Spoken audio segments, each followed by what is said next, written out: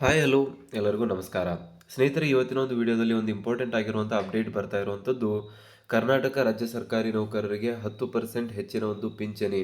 70 ವರ್ಷ ಮೇಲ್ಪಟ್ಟಿರುವಂಥ ಎಲ್ಲ ಪಿಂಚಣಿದಾರರಿಗೆ 10% ಹೆಚ್ಚಿನ ಪಿಂಚಣಿಗೆ ಸಂಬಂಧಿಸಿದಂತೆ CM ಸಿದ್ದರಾಮಯ್ಯನವರೊಂದಿಗೆ CS ಷಡಕ್ಷರಿ ಅವರು ಒಂದು ಮಹತ್ವದ ಸಭೆಯನ್ನು ಮಾಡಿದ್ದಾರೆ.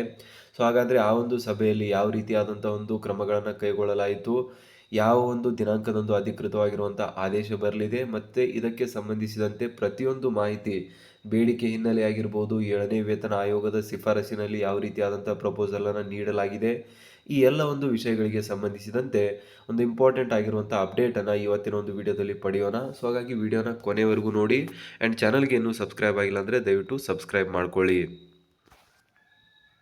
ಸರ್ಕಾರಿ ನೌಕರರ ಮತ್ತು ನಿವೃತ್ತ ನೌಕರರ ಹಿತರಕ್ಷಣೆಗಾಗಿ ಹೋರಾಡುತ್ತಿರುವ ರಾಜ್ಯ ಸರ್ಕಾರಿ ನೌಕರರ ಸಂಘವು ಈಗ ಮತ್ತೊಂದು ದೊಡ್ಡ ಮೈಲಿಗಲ್ಲು ಸ್ಥಾಪಿಸಲು ಮುಂದಾಗಿದೆ. ಕಳೆದ ಕೆಲವು ದಿನಗಳಿಂದ ಸಾಮಾಜಿಕ ಜಾಲತಾಣಗಳಲ್ಲಿ ಮತ್ತು ನೌಕರರ ವಲಯದಲ್ಲಿ ಸಂಚಲನ ಮೂಡಿಸಿರುವ ವಿಷಯವೆಂದರೆ 70 ವರ್ಷ ಮೇಲ್ಪಟ್ಟ ಪಿಂಚಣಿದಾರರಿಗೆ ಶೇ. 10ರಷ್ಟು ಹೆಚ್ಚುವರಿ ಪಿಂಚಣಿ ಅಡಿಷನಲ್ ಪೆನ್ಷನ್ ಮಂಜೂರು ಮಾಡುವ ಬೇಡಿಕೆ.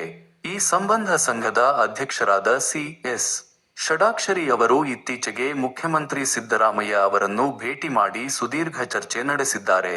ಬೇಡಿಕೆಯ ಹಿನ್ನೆಲೆ ಏನು?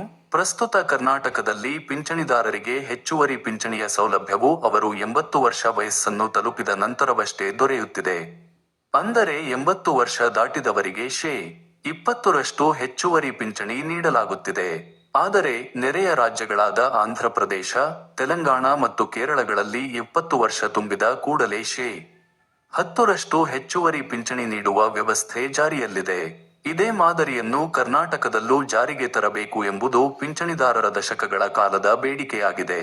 CS ಷಡಾಕ್ಷರಿ ಮತ್ತು CM ಸಿದ್ದರಾಮಯ್ಯ ಭೇಟಿಯ ಮುಖ್ಯಾಂಶಗಳು. ನೌಕರರ ಸಂಘದ ಅಧ್ಯಕ್ಷರಾದ CS ಷಡಾಕ್ಷರಿ ಅವರು ಕೇವಲ ಹಾಲಿ ನೌಕರರ ಬಗ್ಗೆ ಮಾತ್ರವಲ್ಲದೆ ನಿವೃತ್ತ ನೌಕರರ ಕಲ್ಯಾಣದ ಬಗ್ಗೆಯೂ ವಿಶೇಷ ಕಾಳಜಿ ವಹಿಸುತ್ತಿದ್ದಾರೆ. ಇತ್ತೀಚೆಗೆ ನಡೆದ ಸಭೆಯಲ್ಲಿ ಅವರು ಮುಖ್ಯಮಂತ್ರಿಗಳಿಗೆ ಈ ಕೆಳಗಿನ ಪ್ರಮುಖ ಅಂಶಗಳನ್ನು ಮನವರಿಕೆ ಮಾಡಿಕೊಟ್ಟಿದ್ದಾರೆ. ಆರೋಗ್ಯ ವೆಚ್ಚದ ಏರಿಕೆ. 70 ವರ್ಷ ದಾಟಿದ ಹಿರಿಯ ನಾಗರಿಕರಿಗೆ ಆರೋಗ್ಯ ಸಮಸ್ಯೆಗಳು ಹೆಚ್ಚಾಗುತ್ತವೆ. ಈ ಹಂತದಲ್ಲಿ ಅವರಿಗೆ ಹೆಚ್ಚಿನ ಆರ್ಥಿಕ ನೆರವಿನ ಅಗತ್ಯವಿರುತ್ತದೆ. ಇತರ ರಾಜ್ಯಗಳ ಮಾದರಿ. ದೇಶದ ಅನೇಕ ರಾಜ್ಯಗಳು ಈಗಾಗಲೇ 70 ವರ್ಷಕ್ಕೆ ಈ ಸೌಲಭ್ಯ ನೀಡುತ್ತಿರುವುದರಿಂದ ಕರ್ನಾಟಕದ ಪಿಂಚಣಿದಾರರಿಗೂ ಈ ಸೌಲಭ್ಯ ದೊರೆಯಬೇಕು. 7ನೇ ವೇತನ ಆಯೋಗದ ಶಿಫಾರಸು. 7ನೇ ವೇತನ ಆಯೋಗದ ಅಂತಿಮ ವರದಿಯ ಅನುಷ್ಠಾನದ ಸಂದರ್ಭದಲ್ಲಿ ಈ ಬೇಡಿಕೆಯನ್ನು ಪರಿಗಣಿಸುವಂತೆ ಒತ್ತಾಯಿಸಲಾಗಿದೆ. ಸರ್ಕಾರದ ಸಕಾರಾತ್ಮಕ ಸ್ಪಂದನೆ. ಮಾನ್ಯ ಮುಖ್ಯಮಂತ್ರಿ ಸಿದ್ದರಾಮಯ್ಯ ಅವರು CS ಷಡಾಕ್ಷರಿ ಅವರ ಮನವಿಯನ್ನು ಅತ್ಯಂತ ಗೌರವದಿಂದ ಆಲಿಸಿದ್ದಾರೆ. ರಾಜ್ಯದ ಆರ್ಥಿಕ ಪರಿಸ್ಥಿತಿ ಮತ್ತು ಪಿಂಚಣಿದಾರರ ಕ್ಷೇಮಾಭಿವೃದ್ಧಿಯನ್ನು ಸಮತೋಲನಗೊಳಿಸಿ, ಈ ಬಗ್ಗೆ ಶೀಘ್ರದಲ್ಲೇ ಒಂದು ಸೂಕ್ತ ತೀರ್ಮಾನ ಕೈಗೊಳ್ಳುವ ಭರವಸೆಯನ್ನು ನೀಡಿದ್ದಾರೆ.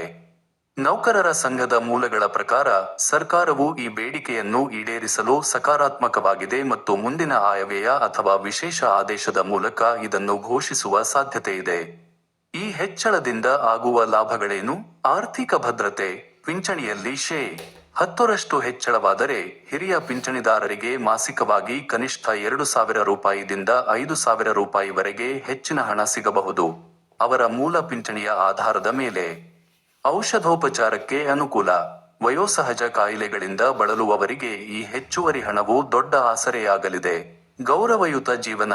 ನಿವೃತ್ತಿಯ ನಂತರದ ದಿನಗಳಲ್ಲಿ ಬೇರೆಯವರ ಮೇಲೆ ಅವಲಂಬಿತವಾಗದೆ ಬದುಕಲು ಇದು ಸಹಕಾರಿಯಾಗುತ್ತದೆ. CS ಷಡಾಕ್ಷರಿ ಅವರ ಕಾರ್ಯವೈಖರಿಗೆ ಶ್ಲಾಘನೆ. ಷಡಾಕ್ಷರಿ ಅವರು ಅಧಿಕಾರ ವಹಿಸಿಕೊಂಡ ನಂತರ ವೇತನ ಪರಿಷ್ಕರಣೆ, ತುಟ್ಟಿ ಭತ್ಯೆ, DA ಬಿಡುಗಡೆ ಸೇರಿದಂತೆ ಅನೇಕ ಕೆಲಸಗಳನ್ನು ಯಶಸ್ವಿಯಾಗಿ ಮಾಡಿಕೊಟ್ಟಿದ್ದಾರೆ. ಈಗ ಅವರು 70 ವರ್ಷ ಮೇಲ್ಪಟ್ಟವರ ಬಗ್ಗೆ ತೋರುತ್ತಿರುವ ಕಾಳಜಿಗೆ ರಾಜ್ಯಾದ್ಯಂತ ಪಿಂಚಣಿದಾರರು ಧನ್ಯವಾದ ಸಲ್ಲಿಸುತ್ತಿದ್ದಾರೆ. ನಮ್ಮ ಹಿರಿಯರು ತಮ್ಮ ಜೀವಮಾನವನ್ನೆಲ್ಲ ಸರ್ಕಾರಿ ಸೇವೆಗಾಗಿ ಸವೆಸಿದ್ದಾರೆ. ಅವರ ಸಂಧ್ಯಾಕಾಲದಲ್ಲಿ ಗೌರವಯುತವಾಗಿ ಬಾಳಲು ಸರ್ಕಾರ ಈ ಸೌಲಭ್ಯ ನೀಡಲೇಬೇಕು ಎಂದು ಷಡಾಕ್ಷರಿ ಅವರು ಸಭೆಯ ನಂತರ ಮಾಧ್ಯಮಗಳಿಗೆ ತಿಳಿಸಿದ್ದಾರೆ. ತೀರ್ಮಾನ. ಒಟ್ಟಾರೆಯಾಗಿ ಹೇಳುವುದಾದರೆ 70 ವರ್ಷ ದಾಟಿದ ಪಿಂಚಣಿದಾರರಿಗೆ ಶೇ. 10 ಹೆಚ್ಚುವರಿ ಪಿಂಚಣಿ ನೀಡುವ ಪ್ರಕ್ರಿಯೆ ಈಗ ಅಂತಿಮ ಹಂತದಲ್ಲಿದೆ ಎನ್ನಬಹುದು. ಮುಖ್ಯಮಂತ್ರಿಗಳ ಭರವಸೆ ಮತ್ತು ನೌಕರರ ಸಂಘದ ನಿರಂತರ ಬೆನ್ನಟ್ಟುವಿಕೆಯಿಂದಾಗಿ ಈ ಕನಸು ನನಸಾಗುವ ಕಾಲ ಹತ್ತಿರದಲ್ಲಿದೆ. ಈ ಮಾಹಿತಿ ನಿಮಗೆ ಇಷ್ಟವಾದಲ್ಲಿ ಶೇರ್ ಮಾಡಿ. ಹೆಚ್ಚಿನ ಅಪ್ಡೇಟ್ಸ್ಗಳಿಗಾಗಿ ನಮ್ಮನ್ನು ಅನುಸರಿಸಿ. ಈ